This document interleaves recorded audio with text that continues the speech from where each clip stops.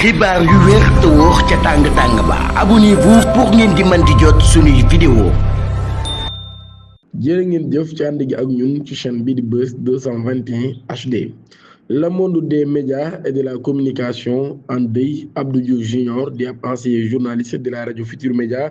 daan nay génn àdduna ginnaaw ab feebar bu gàtt bu ko tëraloon. bu ñu sukkandikoo ci information yi nga xam ne daan nañ ko jëlee ci kawteef moom mii de daan nay feebaroon waaye démb nag wala boog démb ci boppam ci lañ njëkk ak feebaram lu jiitu muy nag génn àdduna temps bu gàtt ginnaaw feebar boobu nga xam ni daf ko daaneeloon. Abdou Diouf Junior nag moom mi daan nañ koy xamoon ci paysage médiatique yu sénégalais rawatina passage bi nga xam ne def na ko ci rajo Futur Média mu daan fay exercer woon nag comme journaliste spécialiste des questions pétrolières et minières. Par la suite il avait rejoint la cellule de communication des ministres du pétrole et des mines du Sénégal maanaam kon ginnaaw bu daan nay dem ci cellule communication bu ministre pétrole ak mine loolu yi nag mu daal di wane expérience am ci média au service de la communication institutionnelle. Disparition am nag mu daal di bàyyi ab vide ci ñi nga xam ne ñoo di ay anciens collègues am ak milieu bi nga xam ni moo di milieu bu communication moom mii nag daal kon daan nay apprécier woon soo daan ñu bari bokk daan nañu apprécier professionnalisme bi nga xam ne amoon na ko ak discrétion bi nga xam ni nekkoon na ci Abdou Diouf Junior.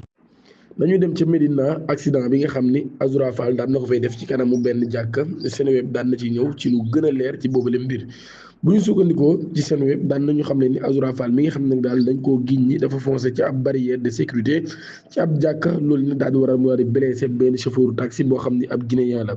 ci loolu yi nag daal nit ña fa nekkoon dañoo mer ba futtu ci lañ jógee sax ngir jéem a daal ci kaw militant bu passé biir Azoura Fall ci ginnaaw ba nag ci lañ ko jëlee daal koy dugal ci biir jàkka ji ngir mën koo nëbbu xaar nag ñi nga xam ni ñoo di force de l'ordre yi daal di ñëw moom mi nag daal kon Azoura Fall daal nañu xam ne ni ab refus d'obtempérer boo xam ni moo naroon a jur ab daraam.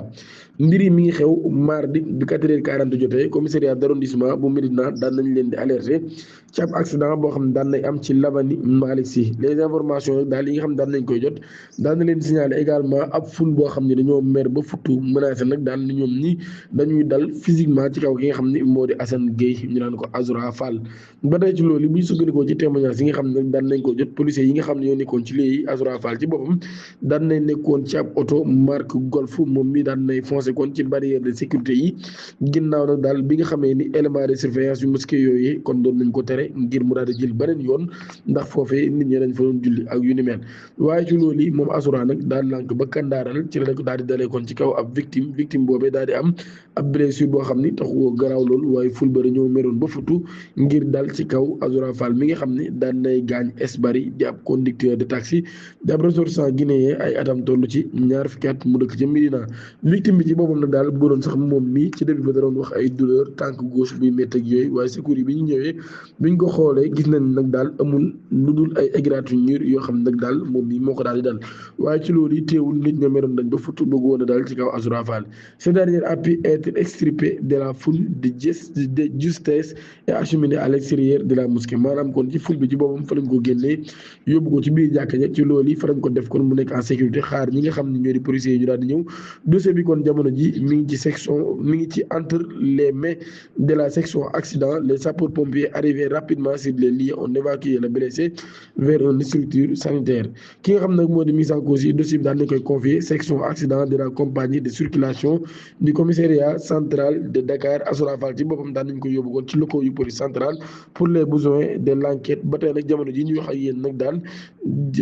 nga xam ni ba tey xam ne nañ ni Azoura ci boppam nag nekkagul ci benn arrestation maanaam kon placé wuñ ko en garde à vue wala nag daal amagul lenn loo seen li wane ni moom Azoura Fall mi dañ koo arrêté même bu dee mi ngi ci loxoy takk der yi. peine allant de 5 à 10 ans, amende de 10 millions, les détails du projet de loi de Sonko sur l'homosexualité adopté en commission. Projet de loi numéro 5/2026 portant modification de l'article 319 du code pénal relatif aux actes contre nature qui avait été annoncé par le premier ministre Ousmane Sonko loolu daan nañ koy adopté en travaux de commission démb ci altine bi à l'Assemblée nationale. Ministre de la justice Yacine Fall mi nga xam moo présenté la réforme daan na expliqué nag daal lii dina tax kon ñu daal di mën a leeral dëgg nag lan mooy incrimination. En effet le projet de texte prévoit d'énumérer désormais les actes contre nature et de supprimer la référence aux actes impudiques jugés trop évasifs. ba tey ci loolu nag daal li nga xam ne moo di sanction pénale nag daal les peines daan nañ ko aggraver bu baax a baax ngir nag daal di garantir caractère dissuasif de la loi ainsi que sus ko ici peine variée woon na ci 1 à 5 ans d'emprisonnement ak ab amende boo xam ne day toll ci 1 million wala 1 million ba 1 million 500 réforme bi nag naal kon dina porter sur les peines de 5 à 10 ans waaye tamit ab amende boo xam ne day toll ci 2 millions ba 10 millions de francs CFA en cas d'acte commis sur un mineur. Le maximum de la peine sera appliqué maanaam kon bu dee ci ab mineur bi ko def moom acte bi le maximum ci boppam moom la ñuy appliqué waaye nag daal ba tey ci loolu projet bi nag daal dinañ ko kon rendre punissable la dénonciation abusive l'apologie et la financement de ces actes maanaam kon ngay boole nit te doonu ko loolu yi dinañ ci teg ay daan waaye tamit li nga xam ni moo di nga leen di jàppale wala sax nga leen di financer loolu yëpp tamit dinañ ci teg ay daan ci débat boobu nag daal commission technique bi daan nañ adopté le projet de loi qui sera présenté envoyé en plénière maanaam kon daan nañu adopté boobu lépp texte de loi nag nga xam dinañ ko présenté ba pare ginnaaw ba dina koy envoyé li nga xam ni moo di plénière ngir dina bu ko defee mbirum borom ñaari tur yee ñu daal di koy régler une bonne fois pour tout ci loolu sax nag daal association de malfaiteurs acte contre nature proxénétisme transmission volontaire ci feebar bi ñuy wax VIH sida chantage à caractère sexuel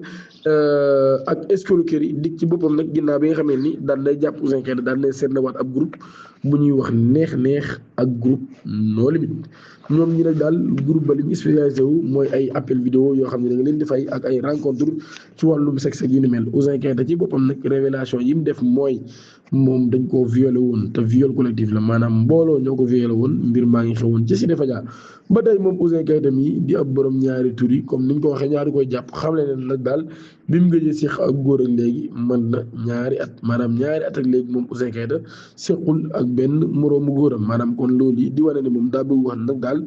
bàyyi na li nga xam ni moom la doon def ci mbirum borom ñaari tur yi loolu kon mooy wax di nga xam ni Ouzin Keita daan na koy xam ne ci mbirum Ouzin Keita moom sax daal ab rebondissement inattendu daan na ci am ndax nag daal ci interrogatoire yi nga xam ni division des investigations criminelles DIC doon na ko mane contre Ouzin Keita ak groupe bi nga xam ne daal nañ leen jàppool turu Pape Cheikh Diallo ci boppam nag daal dañ ko cee dégg moom mi nga xam ne jamono ji mi ngi ci ab procédure de mœurs distinctes s'est invité au cœur de l'enquête vise le réseau d'appartements de Ouest Foire